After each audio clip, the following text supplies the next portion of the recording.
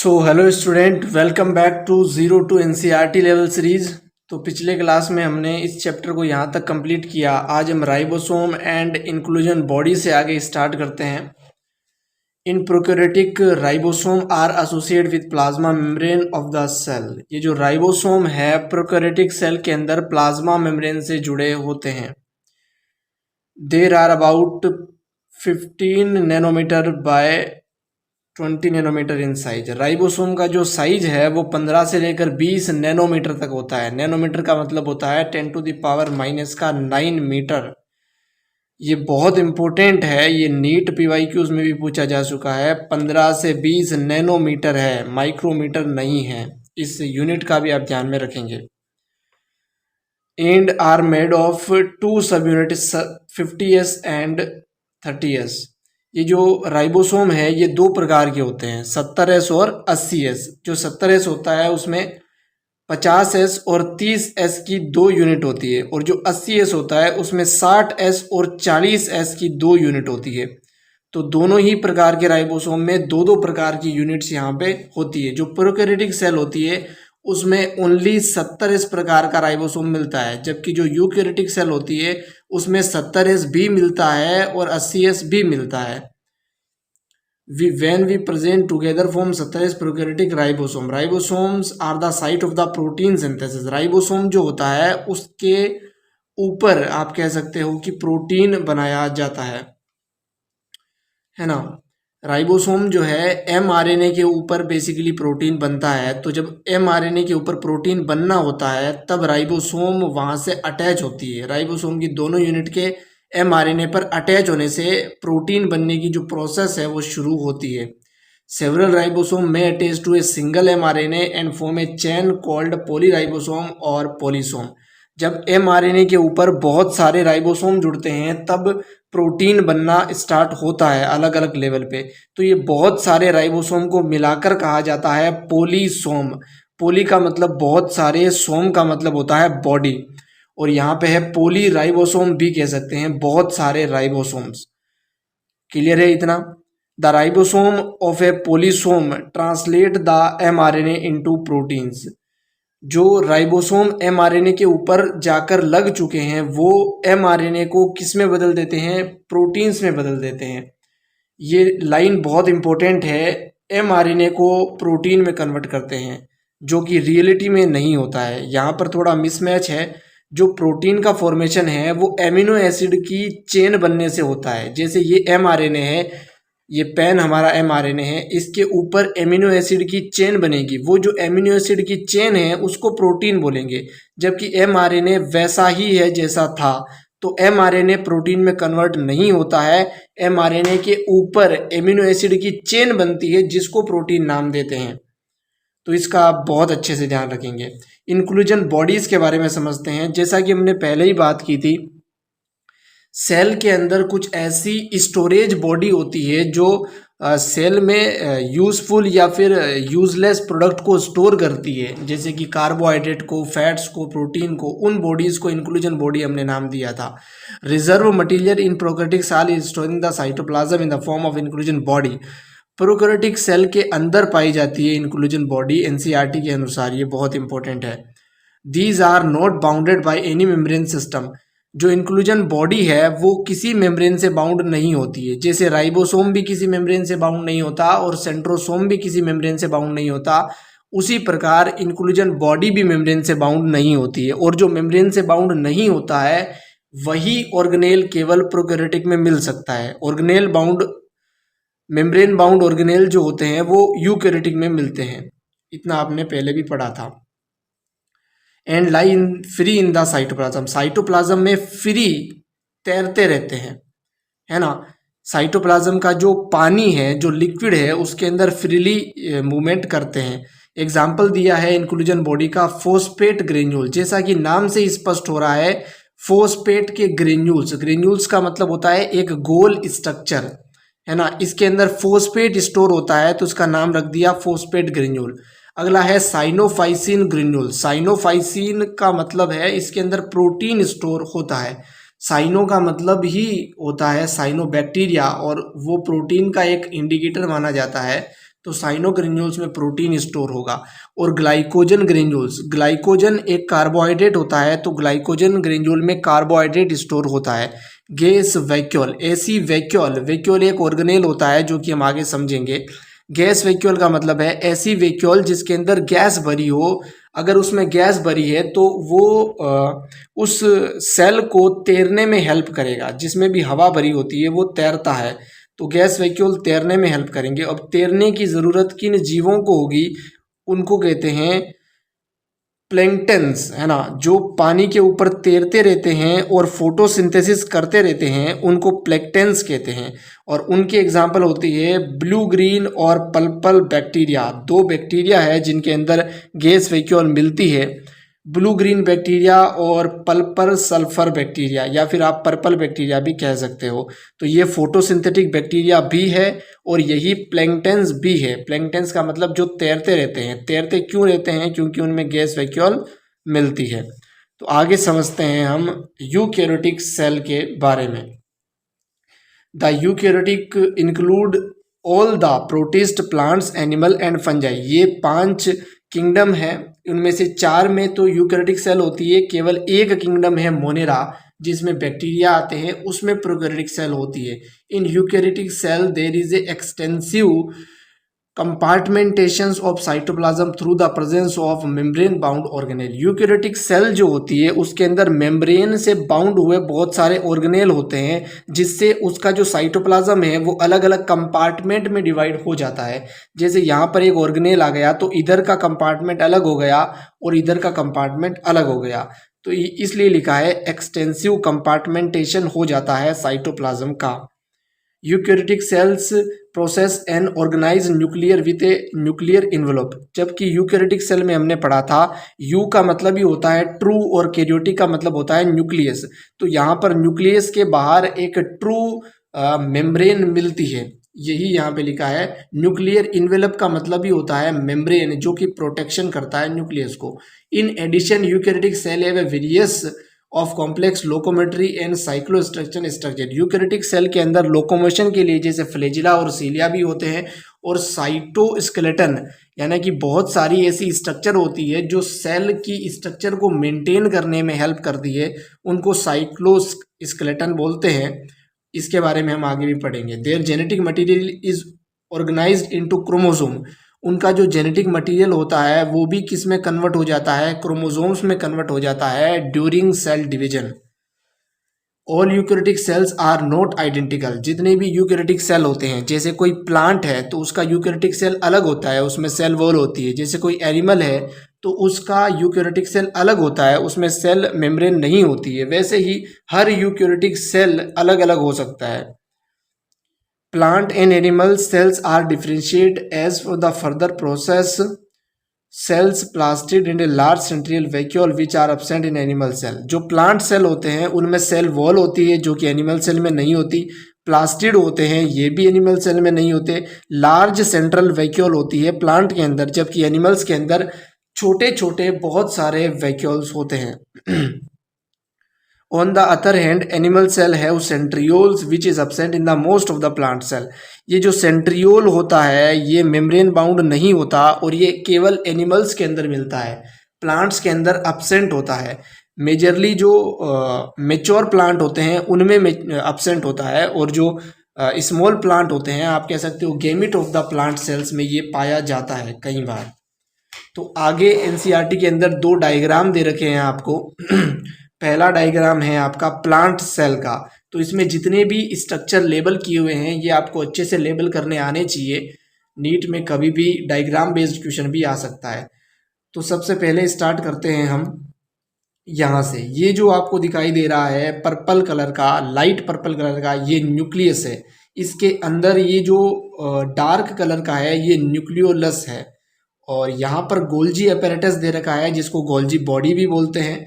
यहाँ पर जो न्यूक्लियस की मेम्ब्रेन है उसको न्यूक्लियर इन्वेलप लिखा गया है, और यहाँ पर सेल की प्लाज्मा मेम्ब्रेन को लेबल किया गया है दिस, और इसके बाहर जो है ये सेल वॉल है। इसके अंदर ये प्लाज्मा मेम्ब्रेन या फिर सेल मेम्ब्रेन भी इसको बोलते हैं। ये जो बड़ा सा है अभी हमने बात की थी ये वैक्यूल है, और ये जो सबसे बाहर का स्ट्रक्चर है इसको बोलते हैं मिडल लेमेला। मिडल लेमेला केवल प्लांट सेल्स के अंदर होता है और ये दो सेल्स को सीमेंट की तरह, जैसे घर बनाने में दो पत्थरों को सीमेंट जोड़ता है, उसी प्रकार जब प्लांट की बॉडी बनती है तो दो सेल को जोड़ने का जो काम करता है वो मिडल लेमेला करता है।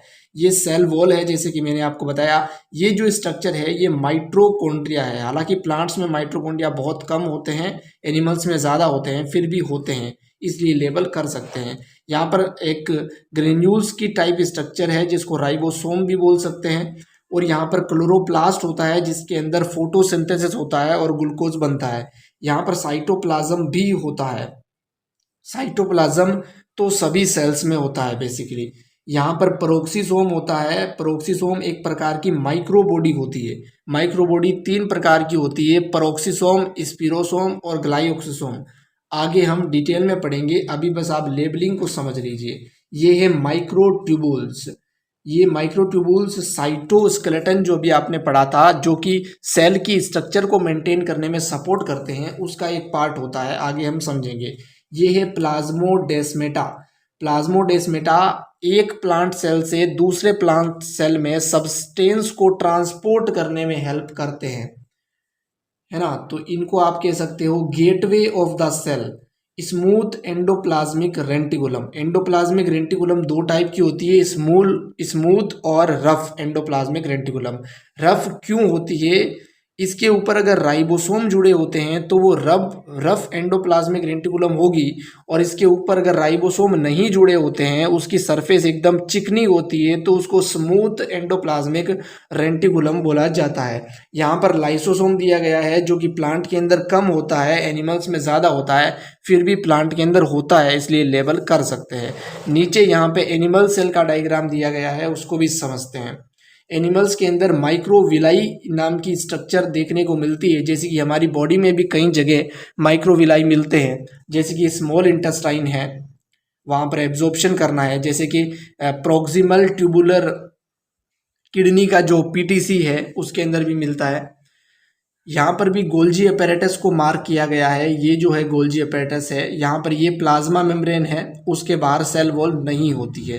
यहाँ पर सेंट्रियोल है, क्योंकि ये एनिमल सेल है तो यहाँ पे सेंट्रियोल होता है।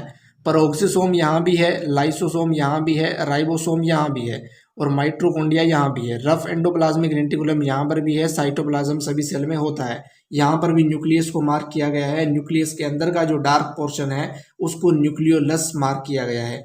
यहाँ पर न्यूक्लियर इन्वेलप को भी मार्क किया गया है, जो कि न्यूक्लियस की मेम्ब्रेन होती है। स्मूथ एंडोप्लाज्मिक रेंटिकुलम भी मार्क किया गया है।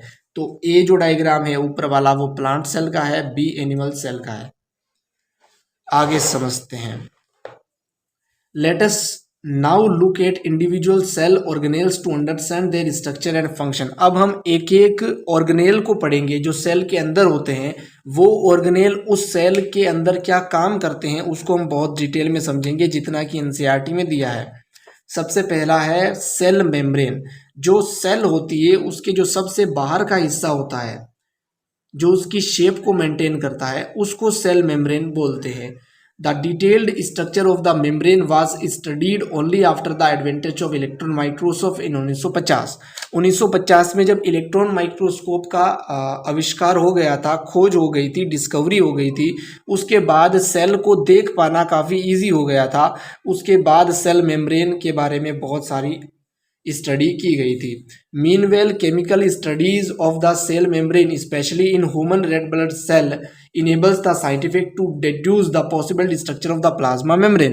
प्लाज्मा मेम्ब्रेन की स्ट्रक्चर कैसी है, उसका केमिकल कॉम्पोजिशन कैसा है, इसको समझने के लिए ह्यूमन का जो आरबीसी है उसकी बहुत ही बढ़िया स्टडी की गई थी, उसी के आधार पर समझाया गया था।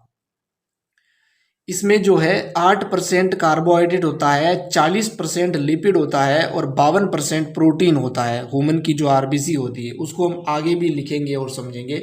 These studies show that the cell membrane is mainly composed of lipid and protein. मैंने आपको बताया प्रोटीन कितना परसेंट होता है, 52% होता है, और लिपिड होता है 40%, और जो 8% बच गया वो होता है कार्बोहाइड्रेट, जो कि बैक्टीरिया के आइडेंटिफिकेशन में हेल्प करता है। The major lipid are phospholipid. जो लिपिड होते हैं उनमें सबसे ज़्यादा पाया जाता है फोस्फोलिपिड। ऐसे लिपिड जिनमें फॉस्फेट जुड़ा होता है उसको फॉस्फोलिपिड बोलते हैं। There are arranged in bilayer, lipid की 2 लेयर होती है, उनके बीच में प्रोटीन जो है सस्पेंडेड होते हैं या फिर इम्बेडेड होते हैं, है ना। मैं आपको इसको डायग्राम बना के भी समझाऊंगा, पहले समझते हैं एनसीईआरटी की लाइनों को। The lipid are arranged within the membrane with the polar head. Lipid का जो मॉलिक्यूल होता है उसको मैं आपको समझा देता हूं एक बार। इसमें एक तो पोलर हेड होता है और एक नॉन पोलर हेड भी होता है। आप यहाँ पे समझिएगा थोड़ा, जो लिपिड होता है उसका मॉलिक्यूल कुछ इस प्रकार का होता है। ये जो है ये उसका पोलर हेड होता है, पोलर हेड। और ये जो है ये नॉन पोलर टेल होती है, नॉन पोलर टेल। ठीक है, ये पोलर है तो ये H2O सॉल्यूबल होता है, यानी कि ये H2O सॉल्यूबल लिख सकते हो इसको, H2O सॉल्यूबल, और इसको H2O इनसॉल्यूबल भी लिख सकते हो। अब प्लाज्मा मेम्ब्रेन का जो कॉम्पोजिशन होता है वो कुछ इस प्रकार से बनता है। लिपिड की बाइलेयर होती है, तो ये लिपिड के मॉलिक्यूल है, इनकी कुछ इस प्रकार से बाई लेयर यहाँ पे बनती है। ये फर्स्ट लेयर, अब ये बना रहा हूँ मैं सेकेंड लेयर। ये लिपिड की मॉलिक्यूल की बाई लेयर हो गई। इसके बीच बीच में प्रोटीन सस्पेंडेड होते हैं कुछ इस प्रकार से। ये पूरा एक प्रोटीन है, ये भी एक प्रोटीन है, ये भी एक प्रोटीन है। तो ये जो मार्क किया है मैंने ये प्रोटीन है, और ये जो मैंने बनाया है ये लिपिड है। ठीक है, तो लिपिड की 2 लेयर आपको दिखाई दे रही है, इसलिए एनसीईआरटी लिखती है लिपिड बाइलेयर, जिसके अंदर प्रोटीन भी सस्पेंडेड होते हैं। ये प्रोटीन सस्पेंडेड क्यों होते हैं? जैसा कि मैंने आपको बताया, ये प्लाज्मा मेम्ब्रेन जो है कुछ इस प्रकार की होती है। इसके अंदर प्लाज्मा मेम्ब्रेन कुछ इस प्रकार की होती है, इसके अंदर यहाँ पे क्या है, साइटोप्लाज्म है। ठीक है, ये पूरा सेल है। तो जब एक सेल से दूसरे सेल में किसी भी सब्सटेंस को ट्रांसपोर्ट करना होता है तो ये प्रोटीन चैनल की तरह, गेटवे की तरह, दरवाजे की तरह काम करते हैं। तो इसीलिए प्रोटीन यहाँ पे पूरी तरह से सस्पेंडेड या फिर इम्बेडेड होते हैं। ये बात आपको समझ में आनी चाहिए। आगे समझते हैं एनसीईआरटी की लाइंस को। Polar head toward the outer side, hydrophobic tail are inner part. जैसा कि मैंने आपको बताया, जो हेड है वो होता है आउटसाइड। ये मैंने आपको बताया था, ये हेड होता है पोलर हेड, तो ये आउटसाइड है। और जो ये टेल होती है वो कहाँ पर है, वो इनसाइड है। यही एनसीईआरटी लिखती है बस। और यहाँ पर हाइड्रोफोबिक और हाइड्रोफिलिक वर्ड का यूज किया गया है। हाइड्रोफोबिक का मतलब होता है जो नफरत करता है, हाइड्रो का मतलब होता है वोटर, हाइड्रो का मतलब वोटर, और फोबिक का मतलब जो नफरत करता है। और यहाँ भी लिख सकते हैं हाइड्रोफिलिक, फिलिक का मतलब होता है लवर। हाइड्रो का मतलब पानी, फिलिक का मतलब लवर, जो पानी से प्यार करता है, जो पानी में सोल्यूबल है, हेड को बोलते हैं। और हाइड्रोफोबिक का मतलब है जो पानी से नफरत करता है, पानी में इनसोल्यूबल है, वो टेल को बोलते हैं। ठीक है, वो आप पोलर और नॉन पोलर से भी समझ सकते हो। वाटर मॉलिक्यूल पोलर होता है, तो पोलर लाइक डिसॉल्व, लाइक आपने सुना होगा, पोलर पोलर को ही डिसॉल्व करेगा। ये बहुत सारी केमिस्ट्री भी आ चुकी है, इसलिए वापस अपने टॉपिक पे आते हैं। This ensure that the non polar tail of the saturated hydrocarbon is protected from the aqueous environment. जो नॉन पोलर टेल्स होती है वो प्रोटेक्टेड होती है। जैसा कि आप देखो, हेड जो है बाहर की तरफ होते हैं और टेल अंदर की तरफ होती है ना। तो टेल जो है वो हेड से प्रोटेक्टेड है। अगर कोई भी इन्फेक्शन हुआ, या तो वो सेल के बाहर से आएगा या वो सेल के अंदर से आएगा। तो जब पहले हेड को टच करेगा, टेल तो प्रोटेक्टेड रह जाएगी ना, इसीलिए लिखा गया है कि टेल जो है वो प्रोटेक्टेड है। एक्वस इन्वायरमेंट, एक्वस का मतलब पानी, सेल के अंदर भी पानी हो सकता है, सेल के बाहर भी पानी हो सकता है। In addition to phospholipid membrane also contains cholesterol. Cholesterol भी यहाँ पर मेम्ब्रेन के अंदर हो सकता है। मेजरली जो कोलेस्ट्रॉल वाली मेम्ब्रेन होती है वो एनिमल्स की होती है, प्लांट्स के अंदर नहीं होता है। The lipid component of the membrane mainly consist of phosphoglycerides। फोस्फोग्लिसरीडाइड्स जो है इसके बने होते हैं जो फोस्फोलिपिड्स होते हैं। ये एक केमिस्ट्री में भी आप पढ़ोगे, वरना हम बायोमोलिक्यूल्स जब पढ़ेंगे तो आपको ये सारे वर्ड्स जो है क्रिस्टल क्लियर हो जाएंगे। Later biochemical investigation clearly revealed that the cell membrane also process protein and carbohydrate. हमने पहले भी बात की प्रोटीन और लिपिड की बनी है, ये तो एनसीईआरटी ने बोल दिया, लेकिन यहाँ पर एनसीईआरटी लिखती है कि प्रोटीन और कार्बोहाइड्रेट भी पाए गए हैं। मैंने पहले ही आपको बताया था प्रोटीन होते हैं 52%, 8% कार्बोहाइड्रेट और 40% लिपिड होते हैं। The ratio of protein and lipid varies consistently in different type of cell. अलग अलग सेल में प्रोटीन ज़्यादा हो सकता है, कोई सेल में कार्बोहाइड्रेट ज़्यादा हो सकता है।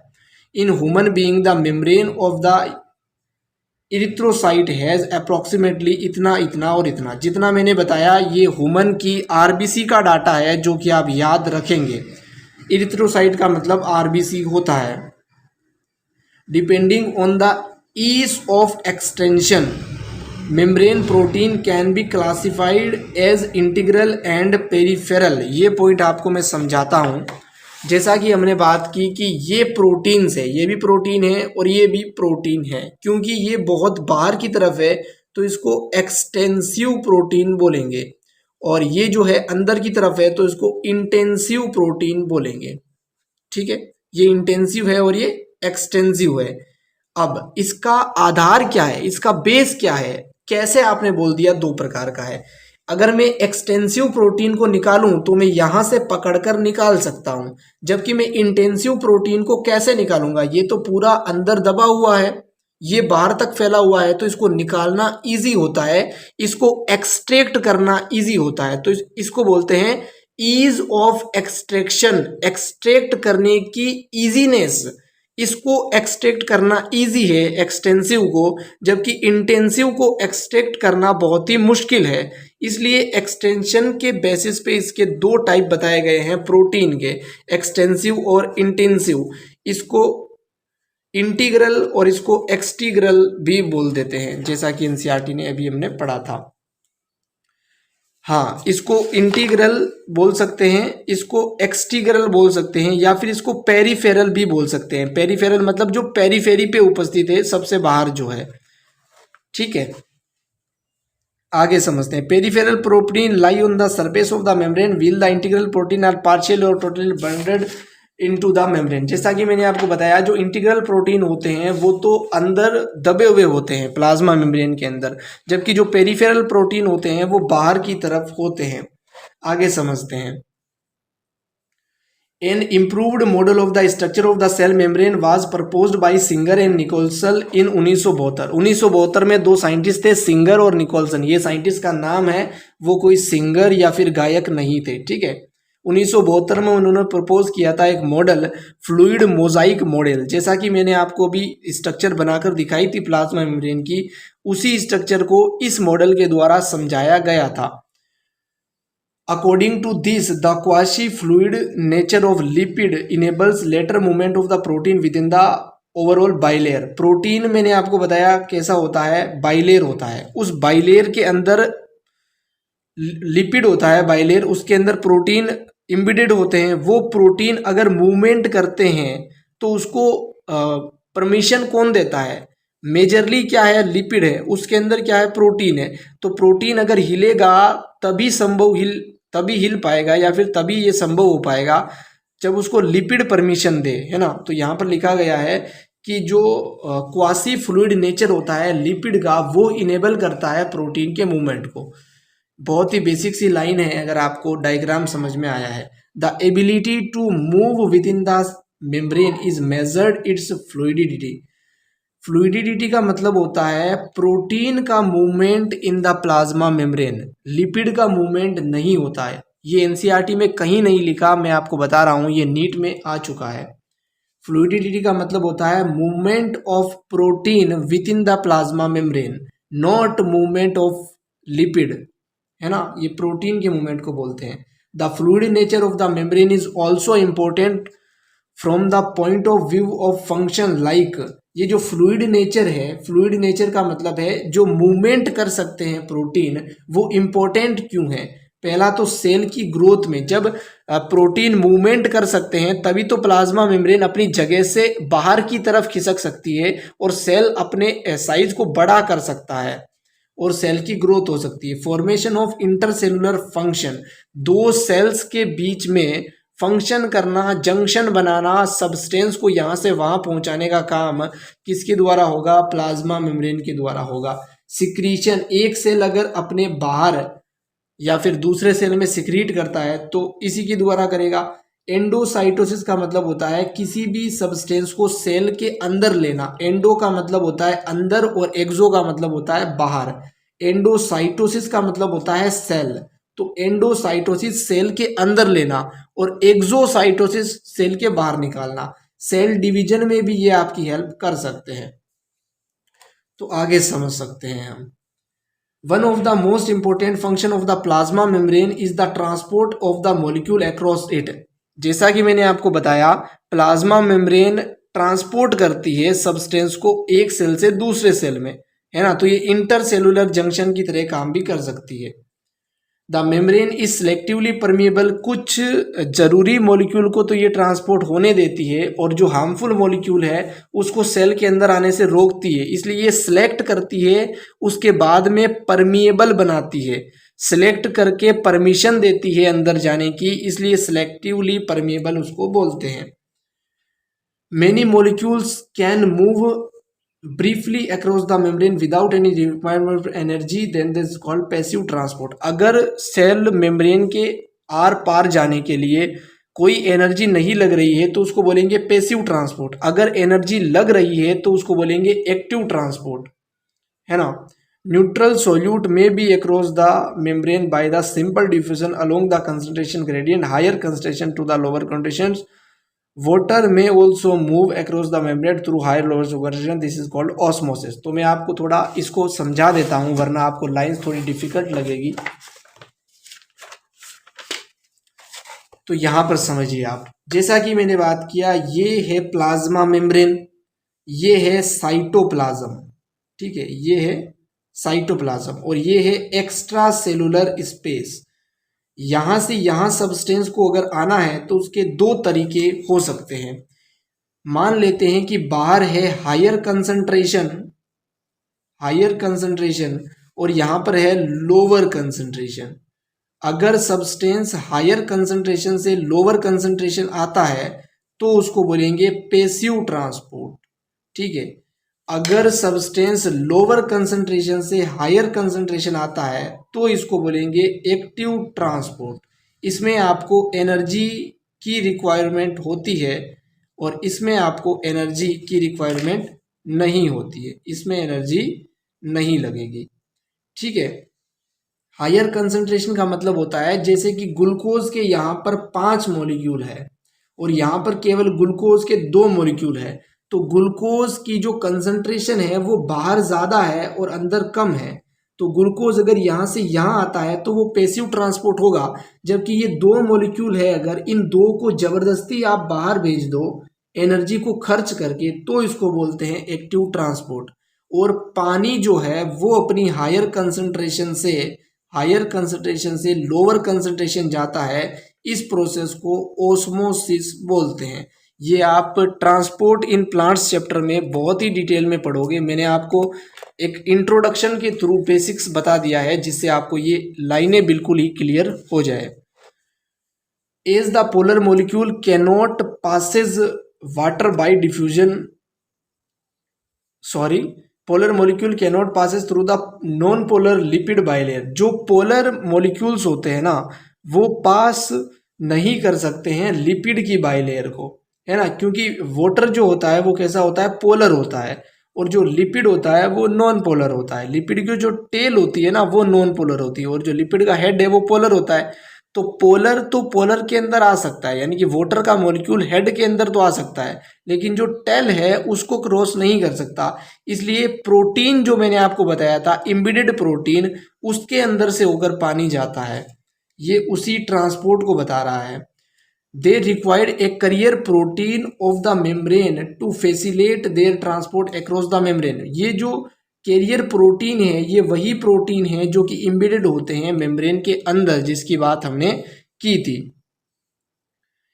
A few ions or molecule are transported across the membrane against their concentration gradient, low concentration to the high concentration. Such a transport is even energy dependent process in which ATP is utilized and is called active transport. जैसे कि मैंने आपको बताया, अगर substance higher concentration से lower concentration आता है तो वो पैसिव ट्रांसपोर्ट है, अगर लोअर कंसंट्रेशन से हायर कंसंट्रेशन जाता है तो वो एक्टिव ट्रांसपोर्ट है। एक्टिव ट्रांसपोर्ट के एग्जांपल है सोडियम और पोटेशियम पंप। पंप वर्ड का अगर यूज हो गया तो इसका मतलब है ये जबरदस्ती उस चीज को यहाँ से वहां भेज रहा है, इसमें एनर्जी लगेगी और ये एक्टिव ट्रांसपोर्ट होगा। और यहाँ पर अगर कैरियर प्रोटीन, ओस्मोसिस, डिफ्यूजन, ये जो शब्द है ये पैसिव डिफ्यूजन के लिए यूज किए जाते हैं या पैसिव ट्रांसपोर्ट के लिए यूज किए जाते हैं, आप ऐसा कह सकते हैं। तो इनकी और डिटेल्स पढ़ोगे आप ट्रांसपोर्ट इन प्लांट में, या फिर हम ये जो अभी सीरीज चल रही है जी, ये 0 to NCERT लेवल सीरीज है, इसके बाद में हम NCERT level to advance level series लेके आएंगे, जिसके अंदर हम लिख कर आपको सब कुछ पढ़ाएंगे बिना NCERT की हेल्प के। उसका जो लेवल होगा वो एलन और आकाश के नोट से भी बहुत ही आगे होगा। उसमें आपको ये सारी चीज़ें इतनी डिटेल में और एक एक कॉन्सेप्ट को क्लियर करके बताएंगे। तो तब तक हमारे चैनल से जुड़े रहिए। और आज का लेक्चर हम यहीं पे समाप्त करते हैं। अगले लेक्चर में हम सेल वॉल से आगे इस चैप्टर को कंटिन्यू करेंगे। NCERT की हर लाइन को आपको समझाया जा रहा है, हर डायग्राम को आपको समझाया जा रहा है। तो थैंक यू सो मच।